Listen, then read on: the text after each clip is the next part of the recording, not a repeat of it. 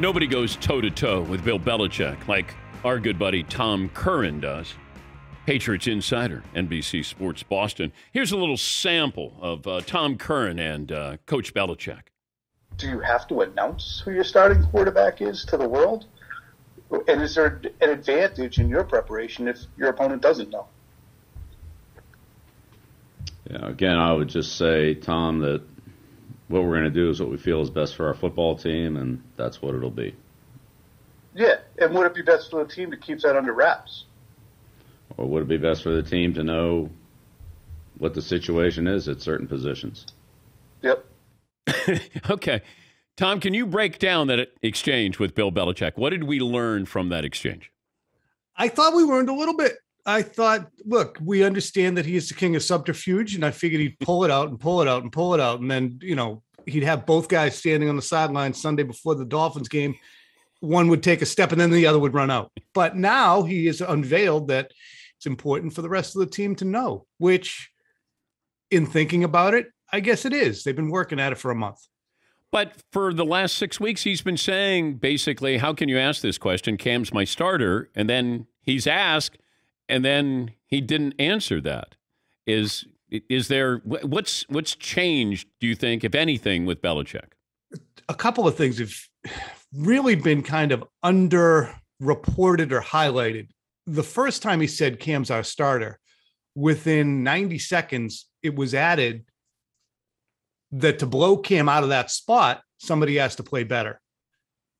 At the beginning of camp, again, he said, I answered that question before, Cam's our starter. And when pressed, he said, but everybody has to establish a level. So he's walked it back in terms of saying, look, they're all competing. And in this competition, it's Mac Jones has not won by a little bit. It's not been a draw. It's been kind of a landslide in performance and workload. Are you more pro Mac Jones or more anti Cam Newton? More pro Mac Jones. Look, Cam has been probably 30 or 40% better than he looked last year. The velocity on his throws, his command of the offense and decisiveness are miles ahead of where they were. He's never going to be what you look at and say, that's how you want to throw the football. I mean, he steps left, throws right, looks weird. The ball's down here, and he's not accurate. But he's been way, way better, and he brings to your team something in short yardage as a running back. 12 touchdowns last year, 600 yards rushing. But Mac Jones makes the offense look so much like it looked when Tom Brady was running it, or even Jimmy Garoppolo was running it. So to me, that's what they want to be and who they want to be. Who gives you a better chance to win this year between those two? Mac Jones. It's a passing league. Okay. He's a very good passer. And you need somebody to maximize the skills of guys like Aguilar, Hunter Henry, Jonnu Smith, all these people the Patriots spent so much money, $160 million in guaranteed money to bring in. You need somebody to maximize that. And Cam just really isn't in a position to do that at his age. When you go back to draft night, and there's a lot of revisionist history here where, Patriots knew that he was going to be another Tom Brady, or I think we weren't sure if he was going to the San Francisco 49ers. And then when we realized they were taking Trey Lance, then it was like, boy, he's going to start falling. Why didn't some of these other teams pick him up? Like, what did Belichick see in him, or Josh McDaniels, that Carolina didn't, or Chicago didn't, or somebody trading up to get a quarterback? I think ceiling. The ceiling that you perceive for a player like Mac Jones, who doesn't have that electric athleticism that a Justin Fields has, or obviously a Trey Lance has. So the floor is extremely high. And Belichick saw something that could say, okay, we can win with this guy. And we know that this coaching staff is extremely confident in its ability to coach players up, get the most out of them, and also win in game situations by being smarter. So they're not really infatuated with the notion of that quarterback who is an outlier and can do things nobody else can do. They just want somebody to run the system, and Jones can do that. That doesn't appeal, I think, perhaps to Chicago. Look, I like Justin Fields better than Mac Jones as a draft pick, probably because I thought he could do more things. And I didn't think that Jones was going to be this good. Thought he was a byproduct of the system. And throwing to first round level players against college kids. I said, it's not even, but he's been way better than I thought. But also being the right quarterback for the right system. Justin Fields, wouldn't have been the right quarterback probably for this system. In the same way Cam isn't. Yeah. And that's why it's square peg, round hole. How long are we going to carry this out? Which is what's fascinating right now, because, they have to make a decision on it, and where Cam goes mentally, if he's told, look, you're not the starter, is a fascinating part of this too, because I think the Patriots value him and want him around. Also, local sentiment. I imagine Patriot fans, this is your homegrown player. Cam is a rental. Plus, hey, we can get back to where we were because now we've got a young Tom Brady clone. Would that be fair assessment? Completely. And who's only going to get better. So if your argument is, all right, well, Mac Jones is too raw, and my buddy Phil Perry, who's on the beat with me at NBC Sports Boston, continually points out that when you have a rookie quarterback who can play, it's the most economically advantageous position you can be in, because in 4 years, you're going to be giving them the kind of contract, if he's good, that Mahomes or Josh Allen or Dak Prescott ends up garnering. But right now, you want to maximize the amount of time that player's on the field, because it's actually a win for you against the salary cap. So get him started. So that to me is an interesting aspect of this too. When does Belichick make the long anticipated announcement? I hope it's Saturday, because I have a bet with Michael Felger up here that he won't announce it before the end of business on Friday. Felger thinks it'll be by Friday, end of business, and I have to buy him a bottle of tequila. He has to buy me a 60-degree lob wedge if it comes up my way. But do you think this is a news dump that Belichick's going to go, let's do this at around 5:05 on 100%. Yeah, I would imagine he doesn't want to have us running around the Zoom conferences calls, because we're not in the locker room. Say, what do you think? Do you feel bad for Cam? What about that? Cam did a lot, obviously just fishing. And I could see him, and once you get to September 5th, next Monday, it's prep week for the Miami Dolphins. So yeah, we already made that decision. What's the one question or topic you just can't ask Belichick about? Malcolm Butler. But Butler might be retiring. Can you bring that up to Bill if Malcolm Butler retires by saying, Coach, now that Malcolm's retired, can you expound upon what happened in the Super Bowl? It's certainly fair. You know what else? Dan, we haven't asked. It dawned on me yesterday, and we have to ask. What's your reaction to Tom Brady winning the Super Bowl? Wait, he hasn't been asked that. Why? I guess the train left the station and we forgot. We left that piece of luggage on the platform. Wait, that's. We haven't asked him. Are you afraid? Now that I thought of it, no. But this has to be the right time. I can't spit it out when he's talking about cuts. Okay, I'm going to be Belichick. Let's practice this, and you're going to ask me. Okay. All right. Bill, I don't know if you noticed, but back in February, one of your former players, Tom Brady, was able to secure a Super Bowl win. Now, that's a player that you kind of pushed toward the door for about 3 years and seemingly felt as if he wasn't able to perform. He wanted to stay here, Bill. He would have preferred to stay here. But now that he's gone and threw 40 touchdowns and 4,633 yards and won another Super Bowl, do you feel like that you're in a situation now? Will you want him back? No. That's not the way to do it? No. That's just his answer is no. No, right. Yeah. And there's no more adept interviewer in American journalism than you.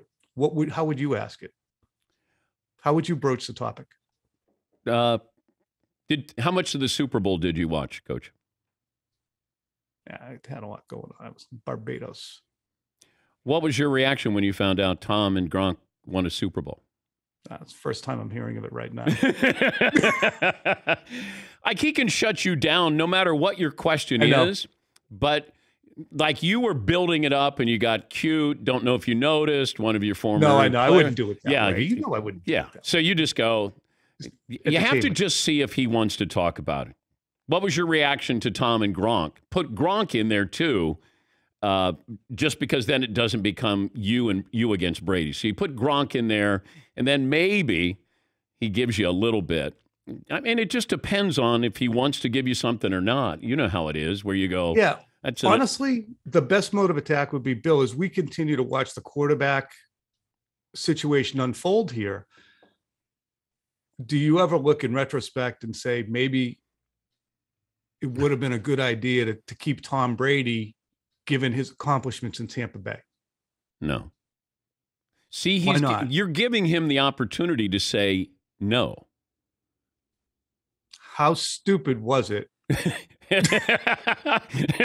From 1 to 10. No, because you can't even say 1 to 10. Coach, how stupid was it on a scale 1 to 10 that you guys didn't think Tom had anything left in the tank? We done? Yeah. Yeah. That's it. Because I ordered my coffee. Do you do Dunkies or Starbucks? You're a Starbucks guy. But you live in Massachusetts. You guys, Dunkin' Donuts. But do you do the app and so you get there and it's ready? Yeah. Yeah, drive-through. I can't believe these saps who sit in the drive-through. Out onto the street in my neighborhood. Well, out onto the street, they're sitting in the drive-through. Well, sometimes if I see there's a long line, then I just walk in and say hello to people. I'm a man of the people. Wait a minute. But you don't use the app to order your coffee? Yeah.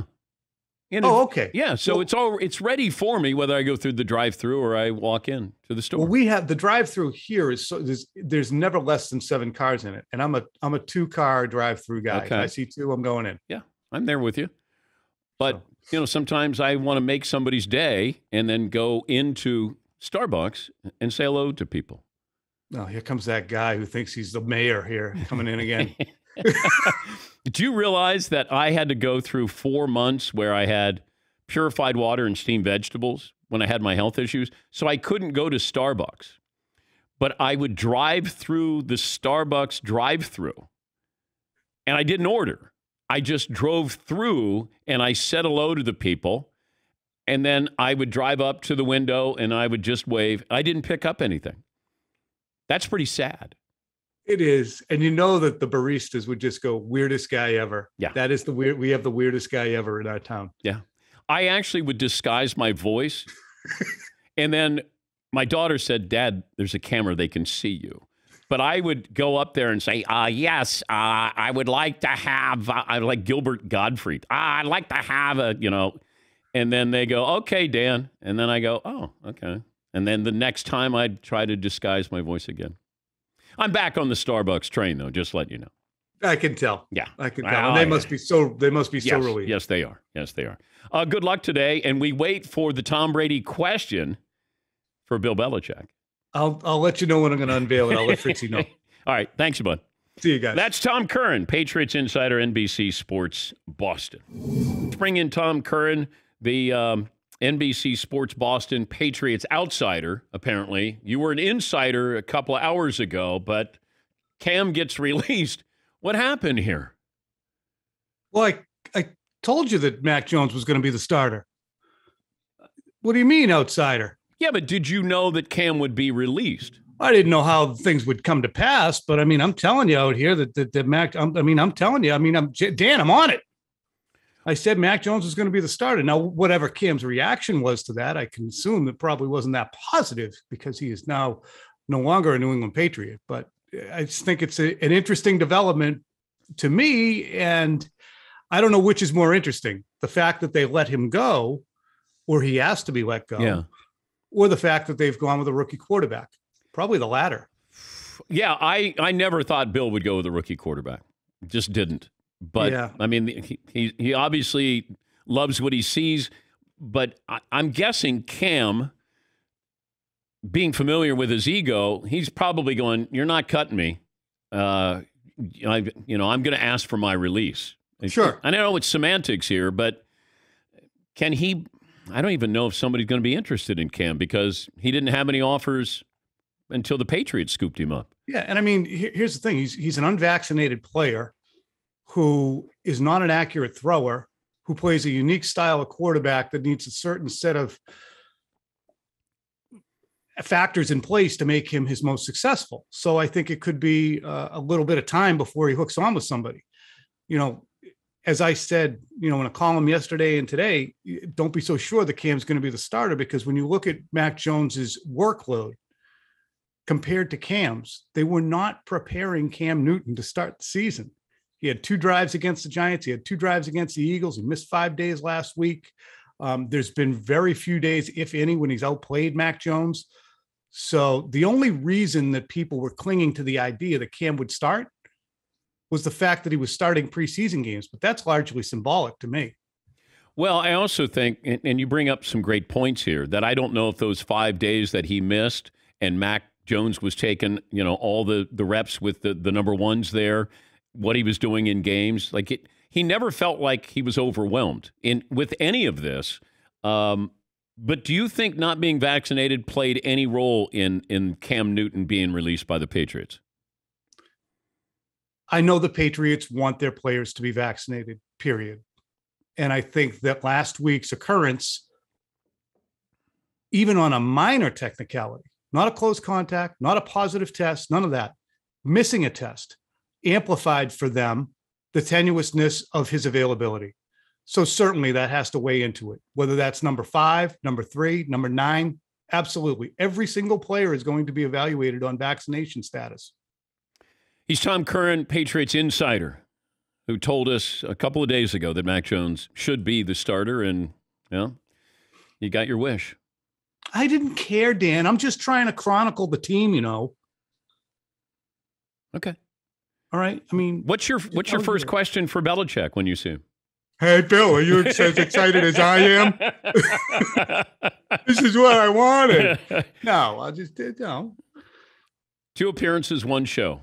I think the vaccination status is not a horrible question, because it absolutely is a factor. Absolutely. I know. I good luck asking the question. It should be. Is Mac Jones vaccinated? We can only go on, without confirmation from him, which he didn't provide, we can only go on the signs, which are he walks around unmasked. So I'm guessing that he is vaccinated. All right. Thank you again, Tom. Bye, Dan. Yeah. We'll call you next hour. Oh, that's right. We're not on next hour. Thanks for having me. Yep, that's 2 appearances. Tom Curran, NFL insider for the Patriots. Patriots insider.